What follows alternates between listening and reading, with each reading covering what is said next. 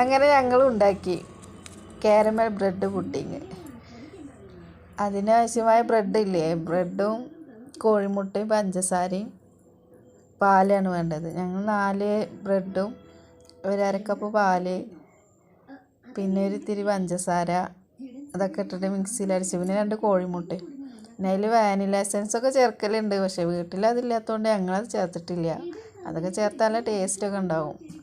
നമ്മളത് വീട്ടിലില്ല, അതുകൊണ്ട് ചേർത്തില്ല. പിന്നെ മിക്സിയിൽ അടിച്ചു. പിന്നെ പഞ്ചസാര ഇല്ലേ, അത് ഫ്രൈ പാൻ ചൂടാക്കിയിട്ട് അതിൽ കാരമൽ ചെയ്ത് ഒരു വീട്ടിലൊരു പാത്രം ഉണ്ടായിരുന്നു, കുറച്ച് റൗണ്ടുള്ള കുഴിയുള്ള ടൈപ്പ് പാത്രം. അതിൽ ഞങ്ങൾ നെയ്യ് ഒഴിക്കുന്നതിന് പകരം ഞങ്ങൾ എണ്ണ ഒഴിച്ചിട്ട് സെറ്റാക്കി. ഇനി അടി പിടിച്ചാലോ വിചാരിച്ചിട്ടുണ്ട്. ആ കാരമൽ ചെയ്ത ഇത് ആ പാത്രത്തിൽ ഒഴിച്ചിട്ട് അതിൻ്റെ മേലെ മിക്സിയിലടിച്ച ബ്രെഡും കോഴിമുട്ടയൊക്കെ ഇല്ലേ, അതും അതിൽ ചേർത്തിട്ട് ഞങ്ങൾ ഇഡ്ഡലി ചെമ്പിൽ ആവിയിൽ വേവിച്ചിട്ട് ഒരു 15 മിനിറ്റ് വേവിച്ചു.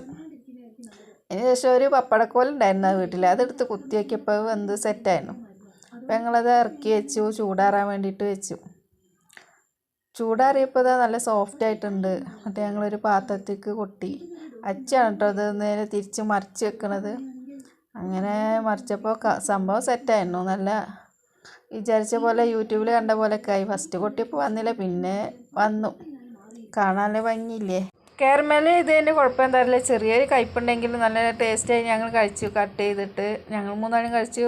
ഏട്ടനുള്ളത് എടുത്ത് വെച്ചു.